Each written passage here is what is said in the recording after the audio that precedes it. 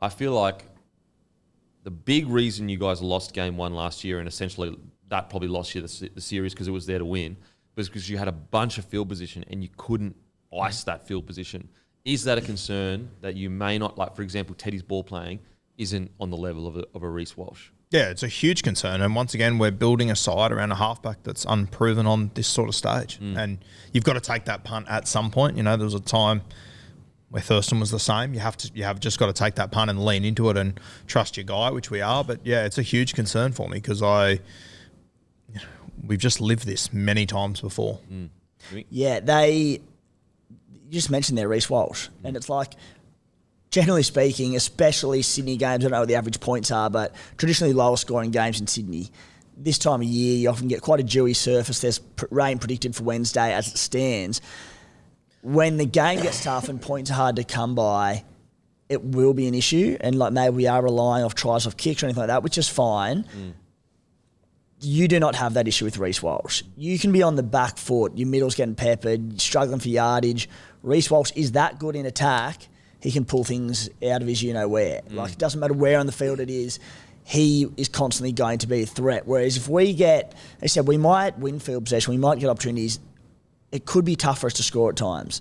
And we might be leaning into this cross-field kick. And I've got a few thoughts around how the Blues are going to play tactically and where they're going to go. I was going to say, and you've kind of already alluded to it, I think Madge's answer to that is that's why Lomax and Suaalii was selected. And I think you're going to find a lot of sets going in. They're not even... Obviously, they're looking to score, but I reckon a lot of the time they're just going to be going 4 tackles and just ping it across there. I think the game plan and the edges that we think are going to get picked are going to play in really nicely. And I look at these two teams, and I look at the Maroons and go, all right, where do the Blues have an edge here, and where are they going to fancy their opportunities in attack? And I think it is that corridor between Daly, Cherry Evans, Jeremiah and Nanai. I've been pretty critical of Nanai this season defensively and before this season as well.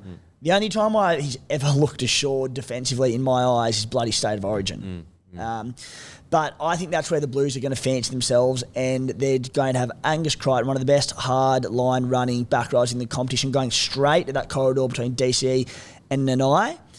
And I think the Blues are going to attack there, look to lay it there sort of on 4th, or not lay it there, attack there, and then it'll be straight kick cross field on 5th to Joseph Suaalii and Zach Lomax, because you mentioned before, Kempy, like it might be a low-faring contest because possibly we're lacking a bit of spark in attack.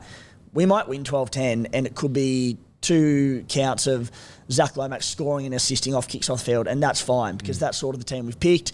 It is a bit of a grindy team, but Lomax can pull those out of his backside, and we could win 12-10 with 2 bits of brilliance from him. And not only Lomax, but when you're looking at laying that line and testing DC and Nanai, because DC has had in the history defensively, sometimes he can shoot out of the line or flip or slide when he shouldn't.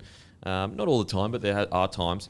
So if you are laying there, you can also drop the ball straight on Dearden's head. And like Sewer's not necessarily known for a guy that can catch that ball. Yep. So you got Suaalii basically landing on Dearden. Like that is not even close in height.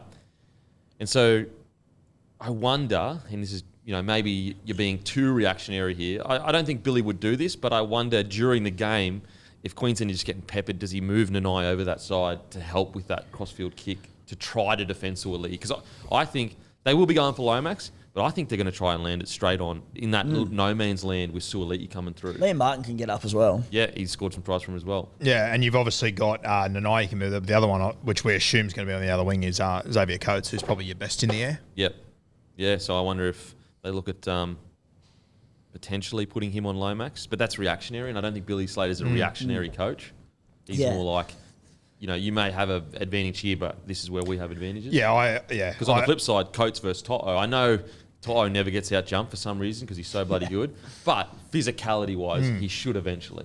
Yeah, I understand where you come from, and that was my first thought as well, move Coates over there, but I think Slater will look at Hammer and Murray Tuilagi and go, you two fuckers have never let me down before. Well, if there's one friggin' bloke in this whole team that we go, holy shit, Hammer is like Israel Folau, prime Israel Folau in the air. It's friggin' the Hammer. Like, he can just do crazy shit that no one else can do. What do you reckon about it? Well, I was just going to say, don't forget Lindsay Collins in the air as well. The big fella. We saw what he could do Mate, last he was year. outstanding, that try. I'll never forget that try. Yeah. Oh, man. Just with the kicking games and some of that stuff that you guys were talking about there, are we convinced that this bench that the Blues have got here, is that going to be the bench on Wednesday? Or do we think Burton's finding a way on there and he's going to play a role on the night? I asked him last week when we caught up with him, and Still hasn't blinked. he doesn't. Yeah, I just got the sense, just the way kind of even Kiri was reacting with him, I wouldn't be surprised if he. I thought when it all happened, like, Burton's 100% coming onto this bench.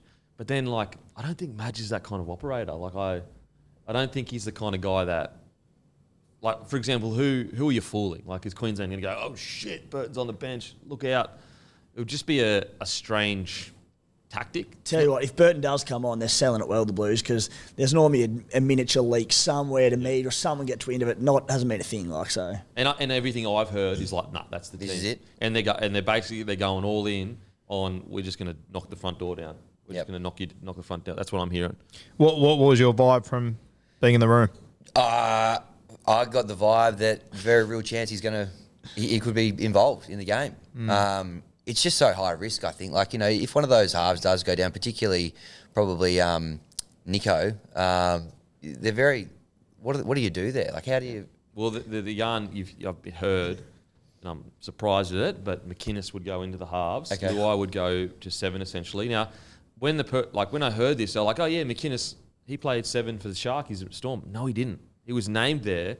But Brayley defended out in 7s, and McInnes played essentially like a lock, and it was Atkinson that did all the ball playing.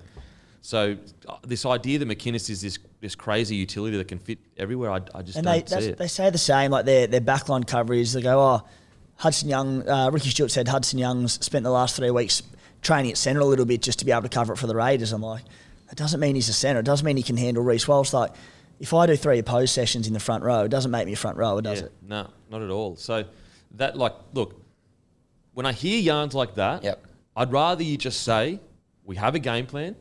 If something goes wrong, then yes, okay, we didn't pick for it. But I've got this idea of what's going to happen, and I'm sticking with it. This whole idea of, oh yeah, but we got Hudson Young and McInnes can play anywhere. It's like, come on, bro. Like, this is Origin. Like, you need to be at a high, like, yes, we have seen players go out there and play well in the centres. Yep. But we've also seen those same players get absolutely. I mean, remember when was it Kurt Capewell that got put in the centres against Tommy Turbo? 2021 got absolutely just torn apart. And it's like Queensland they've picked cover on the bench obviously with Cobbo, but they could afford to do it more so than, if they had to put like a Cotter or whoever it might be, or a Nanai to go up on Teddy, who's quick but not as quick as he once was, or even a Dylan Edwards in the same boat. We can't, like, it's different with Reece Walsh. Yeah. He's twice as quick as him. Well, that's his strength. Like, his weakness is he's not making 200 metres off hit-ups. No. So where you get your strength is your fullback does do that. So you're making all these extra metres. But his literal strength is isolating players and beating them with speed. And I think Billy Slater mentioned in one of his presses, but when asked about Cobbo, 4 of the last 5 games for the Maroons, they've lost an outside back to injury. And he's gone, that is a tremendous 80%. Yeah, games. and if you go back further to 2020, since everything came in with HI, all that kind of stuff, and you go both sides, it's like 70%. And that's the thing, like, the Blues may not have an injury or a head knock that rules play out for the game. It could be a 15-minute period, and that's all Reece Walsh needs to go bang, bang, game over. Yeah, and with a slow-scoring game as well. So I personally, I would rather them just come out and go, yeah, like, our coverage isn't as good, and we've got guys that will try to do the job, but we've got a very specific game plan, and we believe it's going to work. And then we'll put it this way. If they go out and something does happen, do you really think they're going to roll into the next game? Like, do you really let's say something does happen and they lose the game. Do you really think they're going to go into the next game going, oh, well, actually, Hudson Young can play in the centres and we've actually got... No, they're going to put Burton on the bench because that's the proper cover for it. Yeah. Well, I was listening to Gus Gould this morning on the way in, and he mentioned that in NRL games this season, where a player has lost a backline player in the first half to a HIA and didn't have cover, they've lost 84% of the time. Yep, so you've got a 16% chance of winning if an outside back goes down. It's like, that's where I see all these stats coming out. The Maroons 4 of the last 5. I don't know what the Blues stats are. 4 of the last 5, but then there's the 84% from NRL this season. Then you look back to game 1 last year when Damien Cook had to go to centre and we got carved up there. It's like there are countless examples of why I think you need cover anyway. And also, it is a bit surprising that I've had word that Connor Watson was in the squad. He was their 14. So that's what surprised me even more. It was like, so they were already thinking about it by putting Connor Watson on the bench. But now that he's not there, then anyway, we'll see. We'll see. As I said, could be a masterstroke though, because I can envision a game where they just get their roll on is just unstoppable, and they are just churning through Queensland's middle, and Queensland hold on for the first 45, even 60 minutes, but eventually they just go, we just cannot keep up with this churn. If we don't have if there's not an injury in the game, and let's pray that there's not for both sides, the Blues have a substantially better bench, but it's a big if. It's a big if. The chat around Cam McInnes being the versatile one, that blows me away. Because you've heard that as well, correct? I have heard it, but it's like, mate, I love Cam McInnes, and like I wanted him in the team last year, but like even when he was playing hooker, he was tough, but he's got very few ball skills. Mate, you look back to that Dragon side that he was in, he was playing hooker, and everyone was saying Origin Smokey, all this stuff. Like, he was great in defence, but it was Gareth Widdop that ran absolutely everything. Just having a look at some stats. Like, he's played 160 first grade games. How many is it exactly? He's played 189 first grade games. He's had 20 try assists. Yeah. Like, he's not this. He is tough as nails, and he will do well in the Origin arena, but he's just an out-and-out middle for me, and he always has been, Cam McInnes. And also, to get that timing of that dummy half pass, you know how hard and long it is to get, like, the time you need to spend at hooker to just get that, that pass right. And, like, yes, okay, Ben Hunt doesn't play hooker at club, but you're using the exception to prove the rule. Like, he isn't like, there's an argument made that if Queensland don't have Ben Hunt, they haven't won as many Origins in the last few years. He's like truly the one unique player that changes their whole bench. And you look at Cam McInnes as well. Like, yeah, he's very experienced, but like he would have never ever played in anything like the pace of this game that's going to happen on Wednesday night. And he's our replacement for our halves. Yeah, it's strange to me. Like, I'd take Hudson Young before him, without a doubt. And mate, if I'd injure my halves, I think I'd have to play Isaiah Yeo at halfback. With the current squad they've got, I'd play him at 6 probably before McInnes. Yeah, 100%. Yeah. I'd play Hudson Young there as well. It'd be rogue, but I like he's got more points in him. Yeah. So yeah, I don't understand that point, but I guess look, that's the way they're going. But as we've said, guys, if this team, goes out and does what the game plan suggests, it'll almost be impossible to stop. Like, it'll almost be impossible. I do want to see what we sort of mentioned about Luai a fair bit in recent weeks, and just crabbing back infield to the left. Daly Cherry Evans, one of the best halves for line speed, just getting off his line. I think the Blues' best attacking edge, at least with ball in hand, ball runners, safe to say it's Angus Crichton, Stephen Crichton, Brian To'o.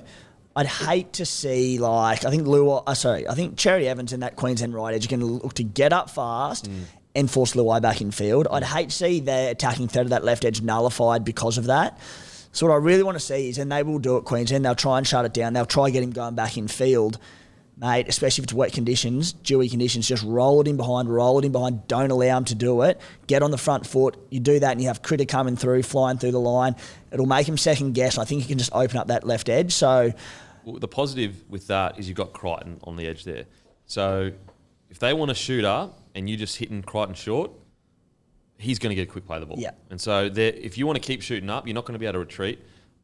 They'll almost walk over the line because the defence won't even be back on the line. So I think Crichton, as in Angus Crichton, like, he really does concern that Queensland left edge, because as soon as he lays that line, he's going to get a quick play of the ball. And so if Queensland want to do that up and in defence, that's the best way. There's two ways to beat up into defence. It's laying it in behind, but it's also just hitting easy, short balls on certain players so they can't continue to scream out of the line. Whereas, let's say they're an up and slide defence, it's much if you get up and slide and Crichton gets a quick play of the ball, usually you're already back by the time so you can go again. But if you're coming screaming in and you're past the ball, let's say, for people that are watching, you're past the ball, the play of the ball is actually behind you as a defender now. You've got 20 metres to get back rather than just 10 metres or 5 metres. Or for example, up and slide defence, the ball very rarely goes behind you in the play of the ball. So you're up, you slide, it gets done. Okay, boom, I'm straight back to my line. So I think Crichton could really upset that timing of DCE if they get it right.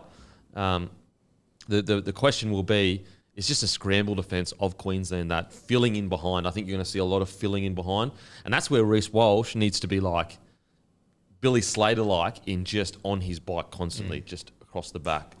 Because as Timmy just mentioned there, obviously going to that left edge, Jerome Luai's kicking game, putting a few in behind. Like, I think the other key bit is going to be Stephen Crichton's short kicking game. We've seen him in a number of big games in the past come up with huge plays there, and if they are going to have that real up and in defence, I can see Critter having a big impact there too. Another way of getting, sorting out up and in defence is that like real tight out the back plays where you've got everything is like really, really tight, and you're not doing the out the back play to have a 3-on-2. You're doing an out the back play to hit that space between the 3 and 4 defender or the 7 and say your centre. That's another way you can kind of get around it. Other ways, inside balls as well. But yeah, it's going to be super interesting to see how Luai deals with that. And also Hines, because I think that the Queensland are just we'll get to it, but I think the pressure they're going to put on Hines is going to be absolutely immense.